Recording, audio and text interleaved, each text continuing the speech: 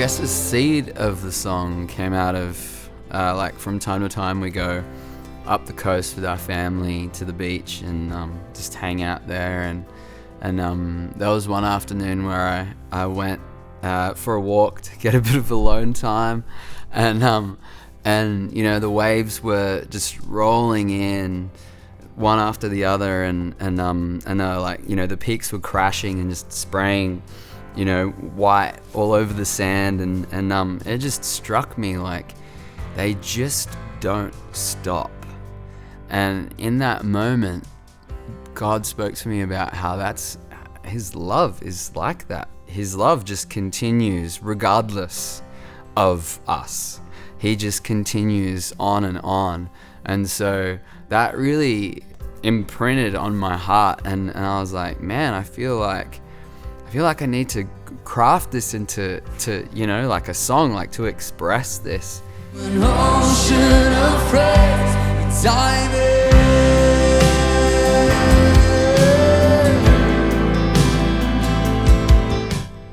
Scott Groom from Hillsong came to the album launch of Still You Steal My Heart Away, and we caught up, and I just instantly fell in love with the guy. Like, he I don't know, like he and I can talk about songcraft for hours and neither of us will get bored, and that's you know, we just keep getting more and more excited, and that's pretty rare.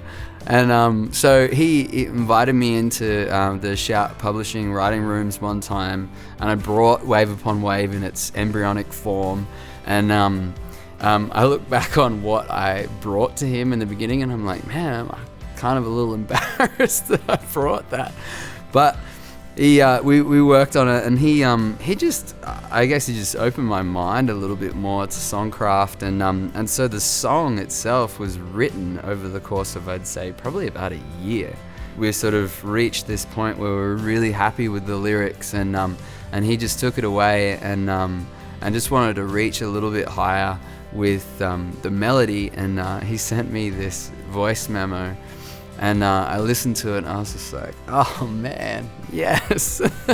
Specifically the bridge, you know, like the bridge is something that I've had in my heart for years and years and years. Like, I'm just convinced that if we see God the way that He really is, like, strip away all of man's preconceived notions of who He is, like false notions of who He is, you know, that we've learnt from religion, and we've learnt from, you know, negative parental models or whatever, and see Him as He truly is. Like, our natural response is just to worship. Like, the more we see your heart, the more we fall in love.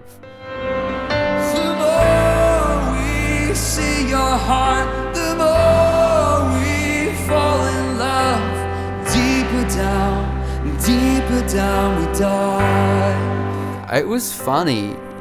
I actually fell out of love with the song, to be honest with you, for a little while, because we were in this craft space for so long. Like, there was like an initial, you know, your love for me is like wave upon wave, and then I'm like looking at syllables and looking at, you know, stressed syllables and unstressed syllables, and I'm like, is it saying what I want it to say? You know, is the melody conveying the emotion of what I'm trying to say? And it really in this like editing space, and I had to actually sit with the song for a little while and just worship with it, like by myself at home on my guitar, and really re-engage with the heart of the song. And so then I brought it to the church, and I said, hey, what do you think about this song? And I'm like, yeah, let's do it with the congregation and see, you know, how it translates. And to be honest, like, there's a bit of vulnerability there, you know, like, I really hope that this helps people to connect with God, you know. And yeah, it did. Every time we let it, there was just this sense of just allowing space for God to pour out His love on us, and us just responding with, you know, our hearts for Him.